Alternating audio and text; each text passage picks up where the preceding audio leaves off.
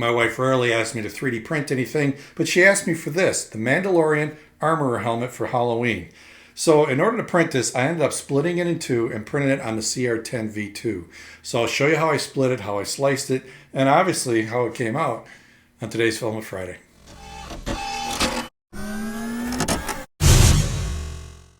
Filament Friday is brought to you every week by these Patreon supporters. Here's the model that my wife found. It's an STL file. You can get it for $15 from Etsy. I'll put a link to this in the description below. This thing was actually too big to print on an Ender 3, and a lot of people ask me what's a good upgrade to the Ender 3. And this is probably the most logical upgrade, and this is the CR10 V2. And the new ones come with silent driver. This is an older model. The new ones have silent drivers. They now have available adjusters for the belts, just like an Ender 3 V2. It's got a glass bed like an Ender 3 V2.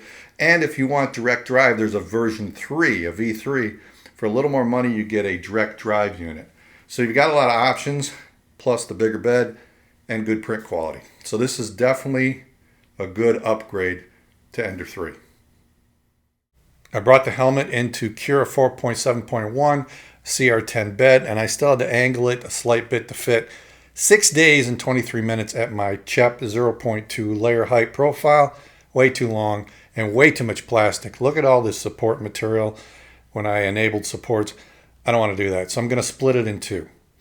And what I did was bring it into Tinkercad, and then I adjusted the angle so I had it level with the bed right at a seam that's on this helmet. So it's kind of a natural split point.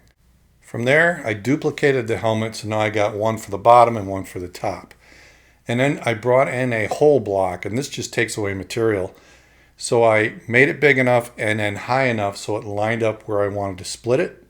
Then I took the work plane and put it right on top of that, and then duplicated that hole block and then lowered it down to 0 so they're perfectly right on top of each other. Then slid it over to the other helmet, so now I'm going to take away the bottom and the top. So I grouped the left one together and I end up with the top of the helmet, and I grouped the right one together and I ended up with the bottom of the helmet, but at the exact same point.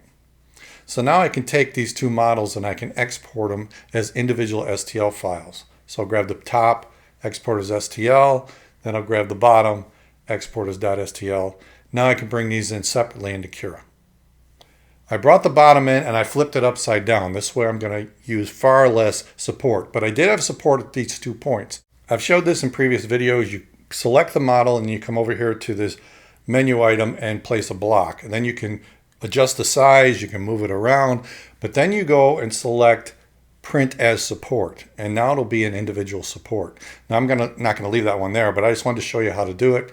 And you don't click generate support. That's the one thing you don't do. I'm going to use the 0.2 layer height, 25% infill, 50 millimeters per second, and this is just under 2 days, so perfect. And here it is in preview mode. You can see the supports that it's going to print. Other than that, the helmet is just the helmet. There's no other extra material, so I'm saving plastic, saving time. In just under 2 days, it was done on my CR10 V2. Now I needed to print the top, and this needed support, and I wanted to print it this way so the top would be smooth. I used my 0.2 profile by enabled support, 60-degree overhang is what I selected, and 5% infill density. 2 days, 2 hours is what it said.